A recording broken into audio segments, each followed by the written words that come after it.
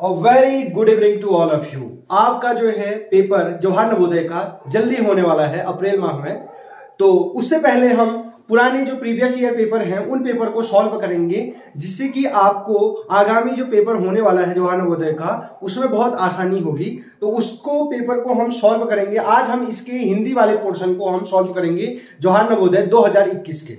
इससे पहले हमने इसका मैथ्स कर चुके हैं, मेंटल एबिलिटी टेस्ट हम इसका कर चुके हैं। आज हम इसका भाषा परीक्षण वाला जो है लास्ट भाग 3 करेंगे, जिसमें जो है टोटल क्वेश्चन 20 आते हैं।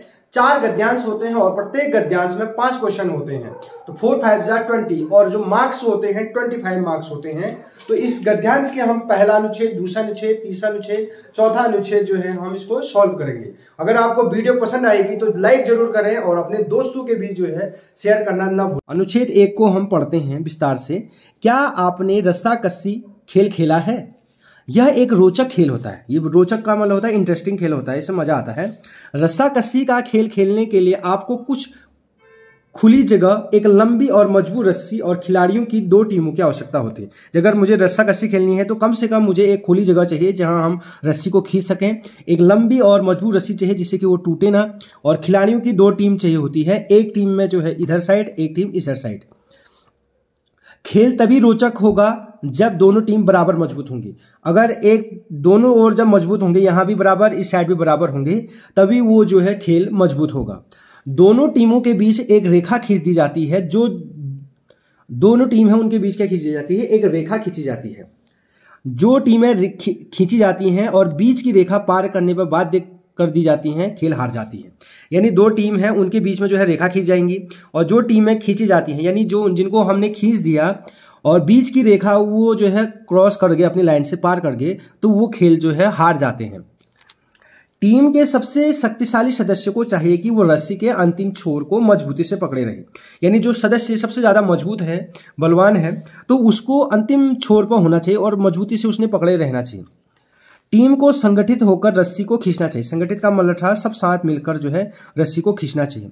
खेलने के स्थान से पत्थरों को साफ कर देना चाहिए। जहां पर हम एक खेल रहे हैं ये रस्साकसी, तो उस स्थान को जो है पत्थरों से साफ कर देना चाहिए, अन्यथा उससे हमको चोट लग सकती है। यह हमने गद्यांश में पढ़ा। अब इसी गद्यांश की मदद से हम क्वेश्चन का आंसर देंगे। तो पहला क्वेश्चन स्टार्ट करते हैं। रस्साकसी है, तो रस्साकसी क्या है? एक युद्ध है, एक रस्सी है, एक खेल है, एक लड़ाई है। तो रस्साकसी को हम देखेंगे तो रस्साकसी आपको पता चल गया कि एक खेल है, तो ऑप्शन सी इसका आंसर हो जाएगा। आप इसको गद्यांश में भी देख सकते हैं, रस्साकसी खेल खेला है, तो ये एक रोचक खेल है। तो ये खेल है, युद्ध नहीं है। तो इस प्रकार आपने जो है 61 का आंसर सी लगा दिया।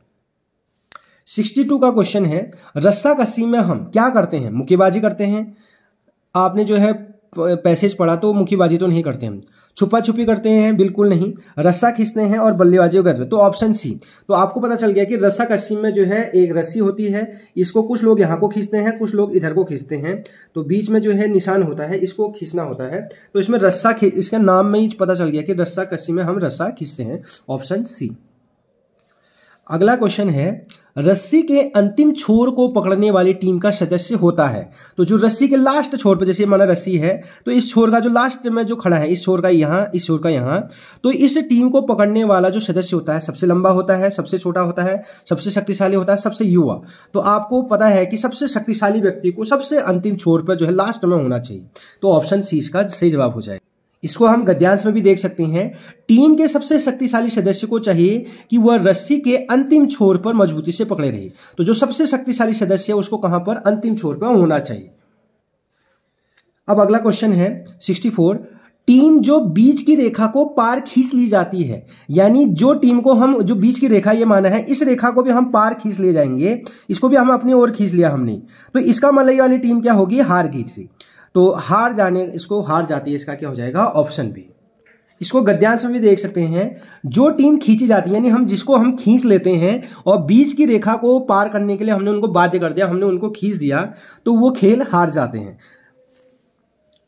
तो इस प्रकार आपको पता चल गया कि वो टीम जो है जिसको हम खींच लेते हैं वो टीम हार जाती है। अगला क्वेश्चन है, लास्ट क्वेश्चन पहले अनुच्छेद का। संगठित शब्द का अर्थ क्या है? संगठित का मतलब होता है साथ साथ, यानी ये टीम भावना का खेल है, यानी जब साथ साथ खेलते हैं तो उसी को संगठित वर्ल्ड कहते हैं। तो साथ साथ जो है ऑप्शन ए इसका सही जवाब हो जाएगा। तो अनुच्छेद 2 को पढ़ते हैं, सेकंड को, भाषा परीक्षण के। इसमें भी 5 क्वेश्चन आएंगे हमारे पास। तो शरीर का भार कम करने या स्वस्थ भार बनाए रखने के लिए केवल 2 साधारण नियम है। यदि अगर हमें शरीर का भार, अपना वेट कम करना है, या हमें जो है अच्छा अपना जो सही भार होता है तो उसको बनाए रखने के लिए 2 साधारण नियम है। यानी 2 नियम अगर हम जो है सिंपल नियम हम अगर उनको फॉलो करेंगे तो हमारे शरीर का वेट जो है सही रहेगा, और अपने जिसका अगर ओवर वेट है तो उसके वेट को हम कम कर सकते हैं। वे है कम वसा और शर्करा वाली संतुलित भोजन करना। यानी अगर हम कम फैट वाली चीज़ें, अर्थात जिसमें फैट होती हैं, और शर्करा यानी मीठी वाली चीज़ों को जो है हम संतुलित करें अपने भोजन में, उनको कम से कम लें, और अधिक व्यायाम करना। अगर हम इन चीज़ों को, जो वसा वाली हैं और शर्करा वाली चीज़ें, इनको संतुलित लें और व्यायाम अधिक करेंगे तो हमारा वेट कम होगा। भार कम करने के लिए आपको भूखे रहने की कोई आवश्यकता नहीं है। कुछ लोग क्या करते हैं, अपना वेट कम करने के लिए वे भूखे रहते हैं, तो इसकी कोई ज़रूरत नहीं है आपको। यदि आप चीनी, केक, बिस्किट कम लें, अगर आप जैसे मीठी वाली चीज़ें जैसे चीनी है, केक है, बिस्किट है, अगर ये बाहर की चीज़ें अगर आप कम लेंगे और उसके बदले आप अधिक फल और सब्जियां खाएंगे और पर्याप्त पानी पिएंगे तो आपका भार क्या हो जाएगा, वेट क्या हो जाएगा, कम। तो आपने किसको अवॉइड करना है, चीनी को कम खाना है, केक को कम खाना है, बिस्कुट कम लेना है। जबकि क्या क्या चीज़ ज़्यादा लेनी है, फल अधिक खाना है, सब्जियां अधिक खाना है, पर्याप्त मात्रा में पानी पीना है। तो आपका वेट जो है क्या हो जाएगा, कम हो जाएगा। आप अधिक स्वस्थ हो जाओगे अगर इन चीज़ों को आप फॉलो करेंगे। प्रतिदिन जो है सैर के लिए जाएं, आपने जो है रोज़ सैर के लिए जाना है, शाम को घूमने के लिए जाना है, साइकिल चलाएंगे और टेलीविज़न देखने या वीडियो गेम्स खेलने के स्थान पर अधिक सक्रिय रहेंगे। तो आपने क्या करना है, जो टेलीविज़न, टीवी है या वीडियो गेम्स है, जो इंडोर गेम होते हैं, इनको कम से कम खेलना है, और जो बाहर की जो चीज़ें हैं उनको, आउटडोर गेम्स को ज़्यादा खेलना है। अब क्वेश्चन से स्टार्ट करते हैं। हम स्वस्थ कैसे रह सकते हैं? तो स्वस्थ आपको पता है कि संतुलित भोजन खाकर और व्यायाम करके हम क्या रख सकते हैं, स्वस्थ। तो ऑप्शन सी इसका जो है सही हो जाएगा। केवल बिस्किट खाकर या व्यायाम करके या अधिक फल खाकर आप संतुलित नहीं हो सकते हैं, स्वस्थ नहीं रह सकते हैं। तो इसके लिए आपको जो है संतुलित भोजन खाना होगा और एक्सरसाइज जो है प्रॉपर करना होगा, तभी आप जो है संतुलित हो सकते हैं। गद्यांश में भी आप देख सकते हैं कि संतुलित भोजन करना और अधिक व्यायाम करना जो है, इसके कारण आप जो है स्वस्थ हो सकते हैं। तो इस प्रकार यहाँ से भी आप ऑप्शन को टिक कर सकते थे। अब अगला क्वेश्चन है 67, गद्यांश 2 का दूसरा क्वेश्चन। भार कम करने के लिए हमें क्या अधिक खाना चाहिए? तो हमें अगर अपना भार कम करना है तो हमें क्या अधिक खाना चाहिए? तो हमें चीनी और केक ज़्यादा खाना चाहिए? बिल्कुल नहीं। फल और सब्जियां, बिस्किट और चीनी, बिस्कुट और फल। तो हमें फल और सब्जियां जो है ज़्यादा खाना चाहिए, बिस्किट, चीनी, इन चीज़ों का परहेज करना चाहिए, इनको कम खाना चाहिए। तो भार कम करने के लिए हमें क्या अधिक खाना चाहिए? तो हमें ज़्यादा से ज़्यादा मात्रा में क्या खाना चाहिए, फल और सब्जियां। तो ऑप्शन बी इसका सही जवाब हो जाए। अगला क्वेश्चन है 68 वाला। स्वस्थ रहने के लिए हमें क्या अधिक पीना चाहिए? तो स्वस्थ अधिक रहने के लिए हमें पानी पीना चाहिए। तो अगर हमें स्वस्थ रहना है तो ज़्यादा से ज़्यादा मात्रा में पानी पीना चाहिए। ऑप्शन से भी देखेंगे, यहाँ फलों का रस में टिक किया है तो ये गलत है, क्योंकि ऑप्शन में भी देखेंगे तो हमें स्वस्थ रहने के लिए क्या चाहिए, हमें पानी पीना चाहिए। अब गद्यांश से भी देखेंगे, अगर आप पर्याप्त मात्रा में पानी पिएंगे तो आपका भार क्या हो जाएगा, कम हो जाएगा और आप स्वस्थ हो जाएंगे। तो पर्याप्त मात्रा में पानी पीना है। अगला है, कौन सा व्यायाम सबके लिए अच्छा है? तो कौन सा व्यायाम सबके लिए अच्छा होता है? सैर करना और साइकिल चलाना। तो बाहर घूमना है, इंडोर गेम के बदले आउटडोर गेम को प्रेफरेंस देना है, सैर करना है और साइकिल चलाना हमारे लिए जो है अच्छा है। अब लास्ट क्वेश्चन है अनुच्छेद 2 का। सक्रिय शब्द का विलोम क्या होता है? सक्रिय मतलब होता है जब आप किसी में ज़्यादा इन्वॉल्व होते हैं। तो सक्रिय शब्द का विलोम होता है निष्क्रिय, अर्थात जब आप कोई भी काम जो है नहीं करते हो तो उसको कहते हैं निष्क्रिय। अनुच्छेद 3 है, गद्यांश भी कहते हैं इसको। शरद ऋतु गर्मी और जाड़े के मौसम के बीच में आती है। जो ये शरद ऋतु होती है वो गर्मी और जाड़े के मौसम के बीच में आती है। इस सुंदर ऋतु में बहुत सारे परिवर्तन होते हैं। यानी जो शरद ऋतु होती है इसमें बहुत सारे चेंजेस आते हैं ऋतु में। तो वे जो हमारी प्रकृति होती है आसपास, उसमें भी बहुत सारे परिवर्तन चेंज होते हैं। दिन छोटे हो जाते हैं। क्या क्या परिवर्तन आते हैं जैसे शरद ऋतु में? तो दिन छोटे होने लग जाते हैं। पेड़ों की पत्तियां हरे रंग से बदलकर जीवंत लाल, पीली और नारंगी हो जाती हैं। तो एक तो दिन छोटे हो जाते हैं, दूसरा जो पेड़ की पत्तियां हरे रंग की थी अभी तक, वो जो है अब हरे रंग से बदलकर पीली और नारंगी हो जाती हैं, कुछ लाल हो जाती हैं। वस्तुतः पत्तियों का हरा रंग बनाए रखने के लिए पेड़ों को धूप चाहिए होता है, कि कोई भी पेड़ है प्रकाश संश्लेषण करेगा तभी उसकी पत्तियां जो है हरी रहेंगी। तो अब जो है इसमें धूप कम होती है तो इसलिए उनकी पत्तियां जो है पीली पड़ जाती हैं। तो धूप के बिना पत्तियां पीली हो जाती है। अगर उन्हें धूप प्रॉपर नहीं मिलेगा तो उनकी पत्तियां जो है पीली हो जाती हैं। घास पर अब ओस नहीं बिछी होती है।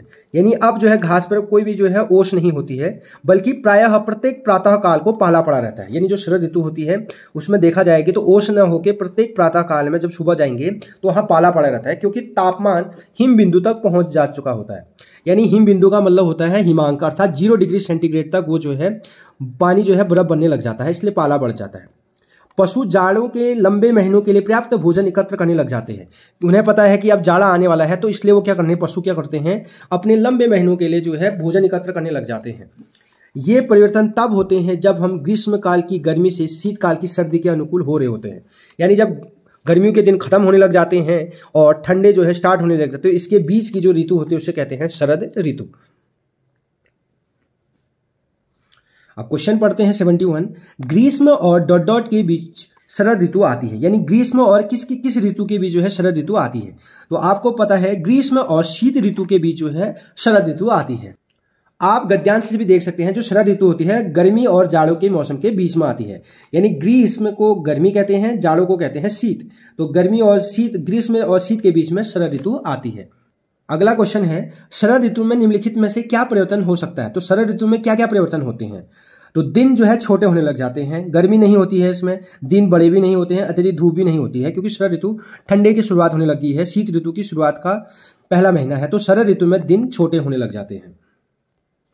गद्यांश में भी देख सकते हैं, दिन जो है छोटे हो जाते हैं। जो शरद ऋतु होते हैं उसमें दिन क्या हो जाते हैं, छोटे। तो इस प्रकार आप गद्यांश को देख के भी टिक कर सकते हैं। अगला है, शरद ऋतु में पत्तियां पीली हो जाती हैं। तो वो पत्तियां जो है पीली क्यों होती हैं। हमने पढ़ा जब उन्हें पर्याप्त प्रकाश नहीं मिलता तब वो जो है पत्तियां क्या हो जाती हैं, पीली हो जाती हैं। यानी जब उनको धूप नहीं मिलता, प्रॉपर धूप नहीं मिलता, तो वो जो है पत्तियां क्या होने लग जाती है, पीली। तो ऑप्शन बी इसका जो है सही जवाब हो जाएगा।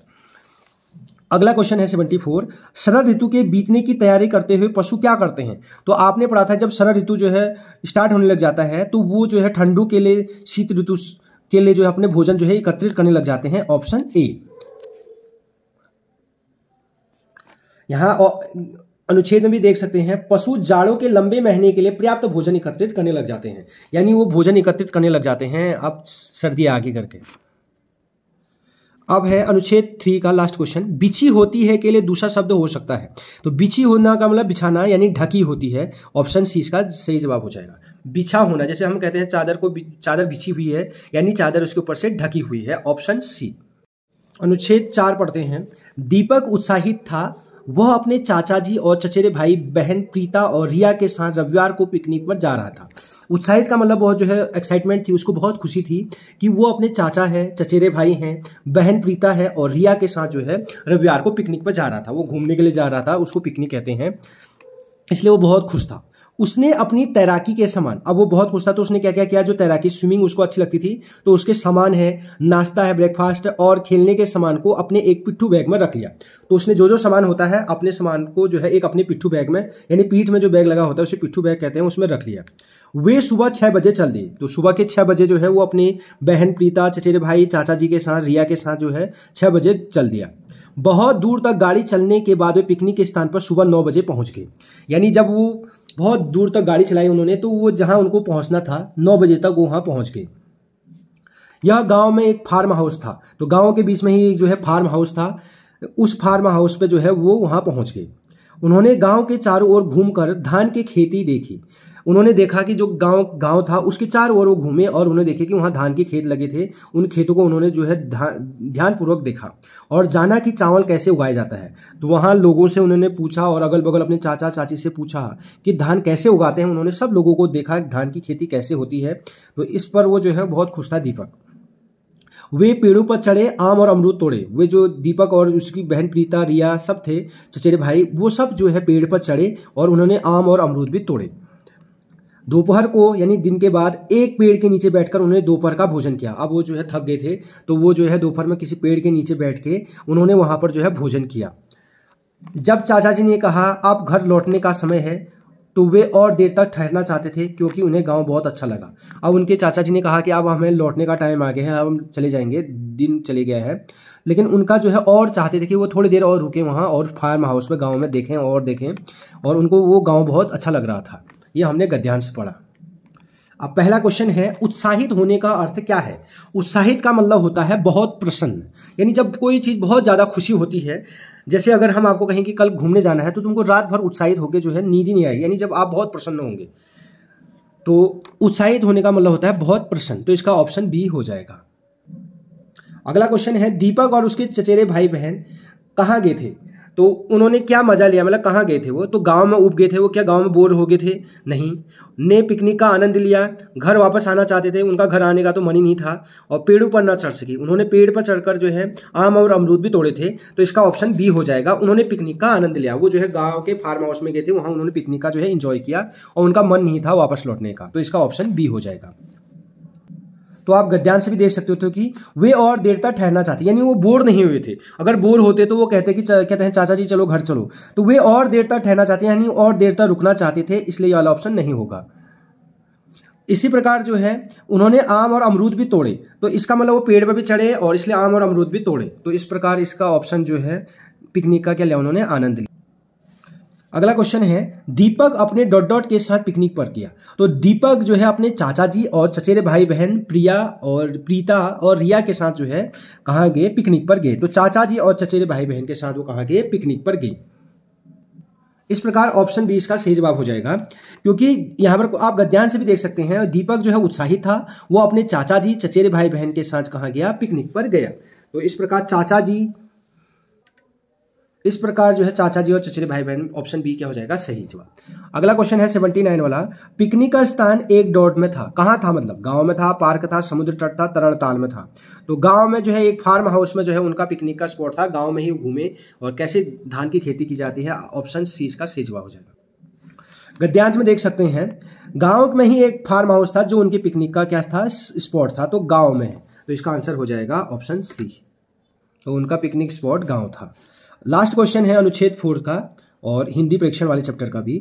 चाचा जी ने दीपक को दिखाया कि कैसे हम खाते हैं, तैरते हैं, गाड़ी चलाते हैं, चावल उगाते हैं। तो आपने इसको कमेंट बॉक्स में इसका आंसर बताना है। लास्ट क्वेश्चन का आप इसका आंसर क्या देते, यानी जो चाचा जी थे उन्होंने दीपक को क्या सिखाया उस पिकनिक में, कि जहां वो गांव के फार्म हाउस में गांव में उनको घुमाया था, तो क्या दिखाया उनको कि कैसे खाते हैं, हम कैसे तैरते हैं, गाड़ी कैसे चलाते हैं, चावल उगाना। तो इसका आंसर आपने कमेंट बॉक्स में बताना है।